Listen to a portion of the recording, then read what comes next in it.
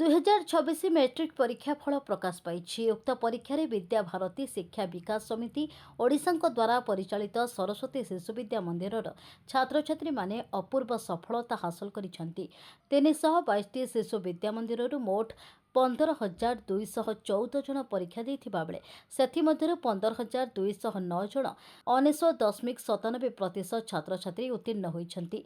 सेमानक मध्यरु 888 number रखी जुग्म प्रथम स्थान हासिल करिछन्ति पार्थ सारथ महापात्र सरस्वती शिशु विद्या मंदिर बारिपदा मयूरभंज एवं आशुतोष नायक सरस्वती शिशु विद्या मंदिर सुर बालेश्वर। समग्र राज्यर सरस्वती शिशु विद्या मंदिर उत्तीर्ण फल निम्न सूचित करागला।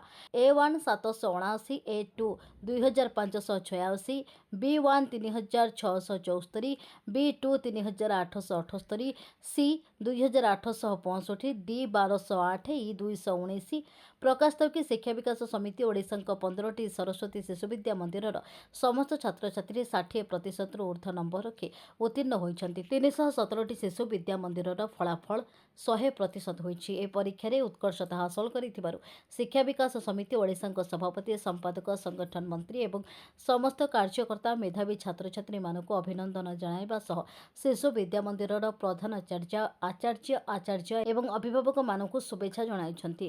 राज्य सरकार तरफ एवं माध्यमिक शिक्षा तरफ फलाफल भल तालिका आसी किंतु शिक्षा विकास समितिर फलाफल ताठू अधिका रहा भाई आमको समीक्षार जना पड़ी कहीं आमर मात्र 322 विद्यालय परीक्षा देते पिला माने 15,214 पिला ता भर 15,209 अन्य सामान्य कारण तो किए परीक्षा दे नथिबो कौन असुस्थता जो 2000 माने भितर 15,209 पिला आमर परीक्षा दे ता भर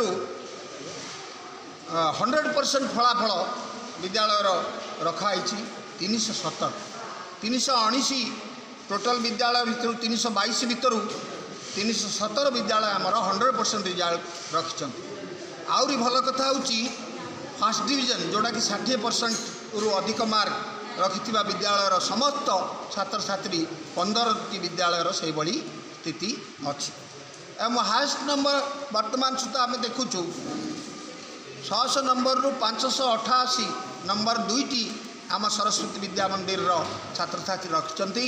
जड़े हेले श्री पार्थ सारथ महंत बारिपदार एवं जड़े हेले श्रीमान आशुतोष नायक सुर विद्या मंदिर बालेश्वर एवं से माने दुई जन जाक समान नंबर 588 नंबर रखी सफलता प्राप्ति कर A1 पाइबापी 90% रु अधिक नापी सरकार बा माध्यमिक शिक्षा परिषद मात्र 2400 तार रिजल्ट होता बेले A1 रे 2456 राज्य ता भर सरस्वती शिशु मंदिर पिला माने A1 पाई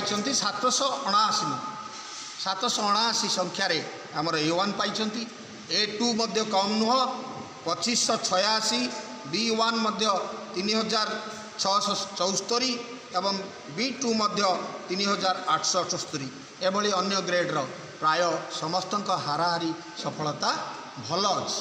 तेणु ए अवसर रे हाईस्कूल सर्टिफिकेट्र कृतकार्य होता सबू सरकारी बेसरकारी विद्यालय कृतकार्य होता विद्यार्थी बा छात्र छात्री मानक शिक्षा विकास समस्त तरफ अभिनंदन जनाऊँ एवं आम विद्यार्थी मानक अभिनंदन जनाऊँ। भुवनेश्वर विश्वजित दास रिपोर्ट।